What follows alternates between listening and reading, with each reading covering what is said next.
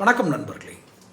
Channel subscribe பண்ணாதவங்க subscribe பண்ணிக்கங்க, notification bell பதிவு பண்ணிக்கங்க. அப்போ தான் என்னுடைய பதிவுகளுக்கு வந்து சேரும். இப்போது இது ஒரு கடவுள் மறுப்பு கொள்கை அல்ல. என்னுடைய கருத்து இப்போ நான் அந்த தலைப்பில் வச்சுருக்கிறது இது கடவுள் மறுப்பு கொள்கை அல்ல. ஆனாலும் ஒரு சந்தேகம் என்று சொல்வதை விட விடையறியும் ஒரு வினா. என்ன ஐயா, வருடம் சூரசம்காரம் நடக்கிறது. சூரசம்காரத்தினுடைய அடிப்படை பின்னணி அது ஒரு மதம் சார்ந்த விஷயமாக இருந்தாலும் கூட அடிப்படை பின்னணி என்ன என்றால், நல்லவர்களை அப்பாவிகளை துன்புறுத்தும் கொடிய மனிதர்களை இறைவன் ஒரு அவதாரம் எடுத்து அழிப்பார். இதுதான் அடிப்படை சங்கதி. அந்த இந்து மதத்தினுடைய முருகன் வழிபாட்டில் நடக்கக்கூடிய ஒரு சங்கதி. அவர் தன்னை நம்பும் பக்தர்களை, தன்னை நம்பும் அந்த மக்களை காப்பதற்காக அட்டூழியம் செய்யும் கொடியவன்களை அடிப்பார் என்பதுதான் அந்த சூரசம்காரம் என்ற சம்பவத்தினுடைய ஒரு சாராம்சம். ஆனால் வருடந்தோறும் சூரசம்கார நிகழ்வு நடக்கிறது. அது ஒரு குறியீடு. தீயவர்கள் அழிந்து போவார்கள், தீமை செய்பவர்கள் நிச்சயம் இவர்களிடம் கடவுள் அவதாரத்திடம் மாட்டிக்கொள்வார்கள் என்ற தத்துவத்தை மீண்டும் மீண்டும் விளக்கும் ஒரு குறியீடு.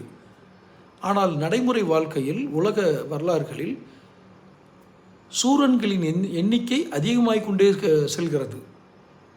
வதம் நடக்கிறதா? நான் வதம் என்று ஒரு உயிரை கொள்வதை சொல்லவில்லை. வதம் என்றால் கம்ப்ளீட் பண்ணணும், அதை ரிமூவ் பண்ணணும். இதில் மறைந்திருக்கும் இன்னொரு சூட்சுமம் சொல்கிறேன்.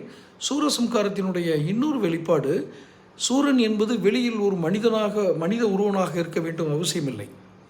நமக்குள்ளே கூட நிறைய சூரன்கள் இருப்பார்கள்.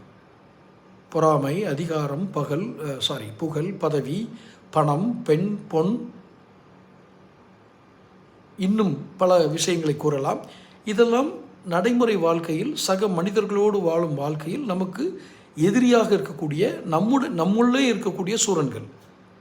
இன்னும் ஒரு கூடுதல் விஷயம், சூரன் என்றால் இந்த சூரசம்காரத்தில் வர்ற மாதிரி கொடூரமான முகத்தோடு இருக்கிறது இல்லை. இப்போல்லாம் சூரன்கள் வேறு வடிவங்கள் இருக்காங்க. சூரன்களை அடையாளம் காண்றதுல தான் நமக்கு பெரிய சவாலே இருக்குது. அதனால் கடவுள் முருகன் வந்து தான் சூரனை அழிக்கணும்னு இல்லாமல், அந்த முருகப்பெருமானிடம் ஒரே ஒரு வேண்டுகோளை வையுங்கள், சூரனை அடையாளம் காட்டுங்கள். ஐயா முருகப்பெருமானை, சூரனை எங்களுக்கு அடையாளம் காட்டு.